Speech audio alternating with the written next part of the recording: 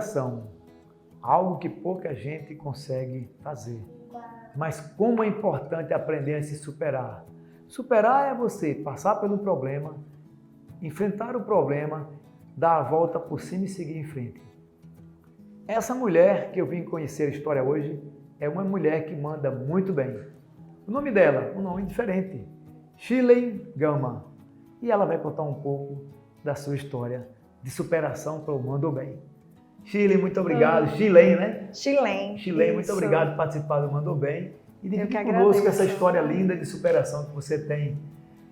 O que a gente quer conhecer quem é Shirley, onde nasceu, onde estudou, a família, até chegar nas superações. Aliás, você começou a superar logo cedo, né? Isso. Então, eu sou Shirley, tenho 41 anos.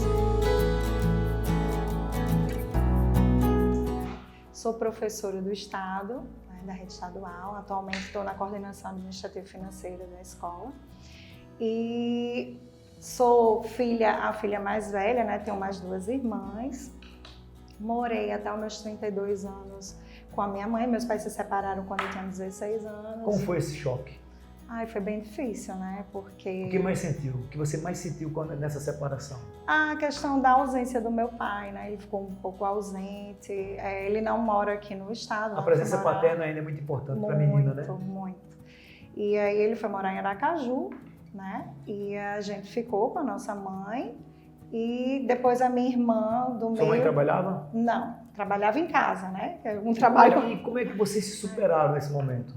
Então, assim, nossa mãe sempre foi muito guerreira, né? Sempre foi muito parceira, a gente sempre teve um diálogo, né? Então, assim, ela ajudou muito a gente nesse momento, né? A incentivar. Mas como é que vocês sobreviveram? Porque ela não tinha salário. Não, mas o meu pai, nesse Ajudava. caso, dava pensão, pagou a pensão, sempre pagou a pensão, arcou com, né, as despesas básicas, né, pra gente. E a gente vinha estudando, né? A gente sempre foi muito estudiosa, muito esforçada. Esse aqui é meu filhinho, Roger. A chupeta, depois a mamãe dá a chupeta pra você. E aí você, 16 anos, né? Passou 16 anos, passou essa primeira superação, né? E aí a gente veio, né, que não é fácil, como todo mundo sabe, quem é filho de pais separados, é bem difícil, né, a situação, mas a gente foi enfrentando e conseguimos vencer essa etapa, né? Então, estudando bastante, né? Me formei em pedagogia, minhas irmãs também, né? Cada um seguiu uma carreira. A minha irmã do meio, que eu sou a mais velha, a do meio foi morar no Rio de Janeiro, né? Estudou lá. E eu fiquei morando com a minha mãe e minha irmã caçula aqui. Nós não temos família em Natal, né? Vocês são de onde? A minha mãe era do Rio e meu pai de Aracaju. Mas a nossa família toda por lá. Então, aqui só a gente. Como é que vocês vieram parar em Natal? Meu pai era marítimo, né? E ele embarcava aqui, né? E aí minha mãe veio com ele e firmou residência aqui. E assim a gente nasceu. E ela gostava muito de Natal. E por causa da violência do Rio, não quis voltar mais. E assim a gente ficou por aqui. Perfeito. E aí, como é que foi essa sua chegada no magistério? Então, eu comecei a ver que eu tinha assim, um dom, né? Assim, gostava da área da educação. E aí me interessei por fazer pedagogia. Prestei vestibular, passei no meu primeiro vestibular. Fiz um pouco tarde, porque eu cheguei a fazer a inscrição uns 2 anos antes. Fiquei com receio, com medo, não fui fazer a prova. Mas aí no ano que eu fiz, aí eu até pensei, eu disse, poxa, eu podia ter feito antes, né, e tal, mas com medo... Tudo no tempo certo, né? Tudo no tempo certo. E aí eu fiz pedagogia, né, estudei 5 anos, passei na UFRN, né, e concluí os estudos. E aí nisso eu morava com a minha mãe e minha irmã caçula, né, a gente morava em Ponta Negra, entraram na nossa casa, teve um roubo, né? Entraram, a gente ficou com muito medo de ficar morando em casa e nos mudamos para um apartamento. E aí a gente mudou para esse apartamento. Nessa mudança para o apartamento, a minha irmã caçula foi estudar fora. Passou em uma faculdade, foi estudar fora, né? Em outro estado. E eu fiquei com a minha mãe sozinha. A gente alugou um apartamento de 3 quartos maior, porque quando a família viesse, as minhas irmãs, enfim. E aí quando foi, isso no ano de 2015, aí eu fiz uma cirurgia, né? precisei fazer uma cirurgia. No momento que eu estava para me operar, minha mãe adoeceu. Minha mãe ia, inclusive, ficar comigo, nem pôde me acompanhar. Minha irmã veio, ficou com ela, enfim. E aí, rapidamente, ela foi diagnosticada com uma metástase no fígado e veio a falecer. E aí eu tinha acabado de me mudar, né, com ela, e tive que fazer uma outra mudança, e dessa vez eu fui morar sozinha. Então, assim, isso para mim foi muito difícil, porque eu, acostumada com a minha mãe, né, a vida inteira, e me vi sozinha literalmente, porque nem minha irmã estava mais aqui, né, então fiquei realmente sozinha. Foi quando eu mudei de escola, né, eu trabalhava em Mãe Luísa, e aí eu vim trabalhar em Neópolis. E aí, nessa escola, eu conheci a minha sogra, que se tornou... E foi grande cupido, né? E assim, fez um papel muito importante para mim de família. Então, assim, chegava finais de semana, eu estava sozinha, ia para a casa dela. E assim, a gente fez uma amizade e ali eu conheci ele, né, meu esposo. E aí a gente foi, né? A gente casou. Tiveram Roger? Tivemos Roger, né? Roger, em 2020, bem naquele boom da pandemia. Certo. E a gente viveu... Ele nasceu no meio daquela... Foi, em 2020, em abril, né? E aí ele... Você quer comer? Vou dar aqui seu biscoitinho. E aí Roger nasceu, né? E a gente foi acompanhando. A gente, em casa, ele estava trabalhando no home office, certo, né? Eu estava afastada das minhas funções, né? E teve a questão da pandemia. Certo. E a gente a gente ficou, como eu posso dizer, em casa, né? Fazendo certo, todas as atividades. As atividades em casa. E aí nasceu Roger nasceu, né?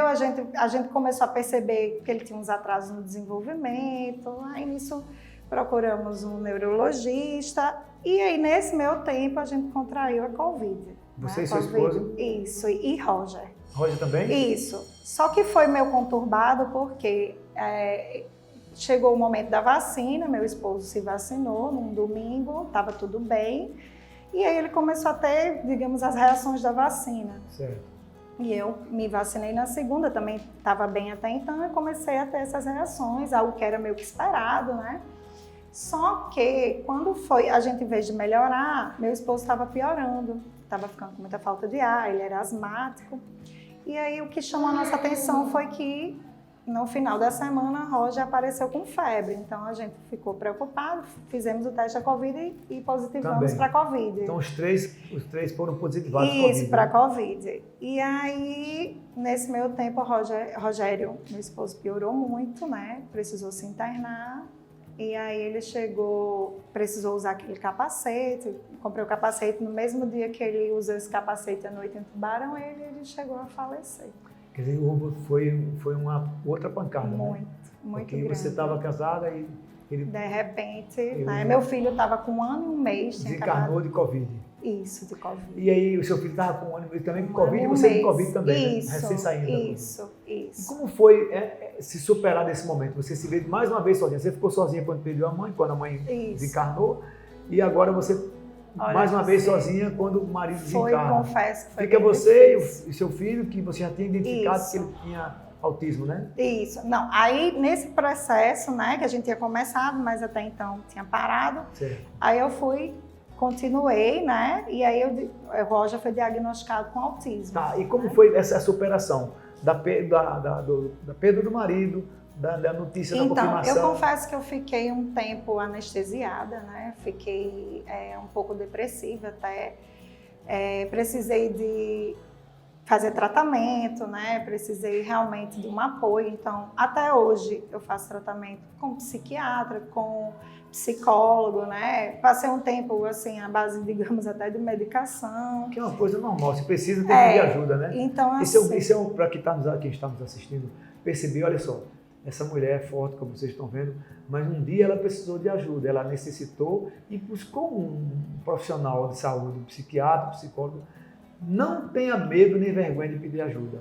Está doente, está necessitado, não está se sentindo bem, procure um profissional da área de saúde, porque só ele poderá lhe encaminhar, claro que com fé em Deus também, lhe encaminhar para o medicamento certo para que você possa conviver. Sim. E é por isso que ela está conseguindo se superar. Sim. E por isso mesmo eu queria mostrar para você, telespectador, que às vezes tem um pequeno problema e a gente somatiza demais. Eu queria que você na câmera do Manda Bem agora mostrasse como é que você manda bem, deixando uma mensagem para as mães, para os pais, para as pessoas em si, que às vezes precisam de buscar ajuda e tem vergonha, ou às vezes por um pequeno problema elas somatizam demais. Eu queria que você mostrasse uma mensagem para elas, ou para eles todos que estão nos assistindo, como você superou e como você está aqui hoje diante da gente, dentro das câmeras, de pé, firme e forte como diretora, coordenadora financeira dessa escola.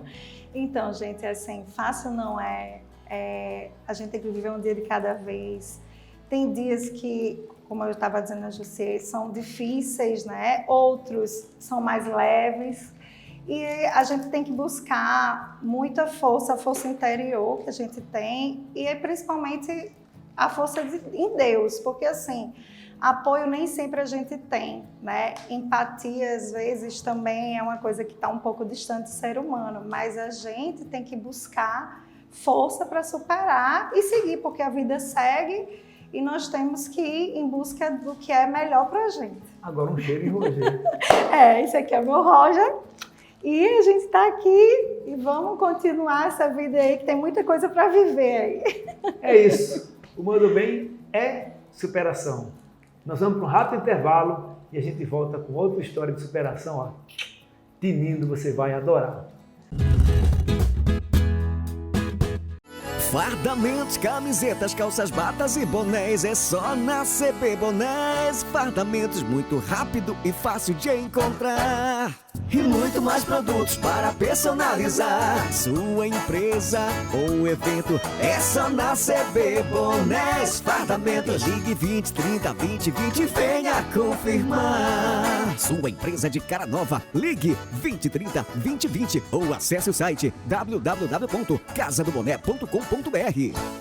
Lajedos Residência, um condomínio com espaço que vai te proporcionar descanso, diversão, belas paisagens e momentos inesquecíveis. Playground, espaço pet, espaço fogo de chão, espaço gourmet, churrasqueira, piscina adulto e infantil, guarita 24 horas. Tudo isso em breve no seu paraíso particular, na Serra de São Bento. Lajedos Residência. Garanta já o seu lote. WhatsApp 84-98889-8205. A Clínica HC Cardio possui uma infraestrutura aconchegante, com atendimento humanizado e especializado em cardiologia, geriatria e clínica médica.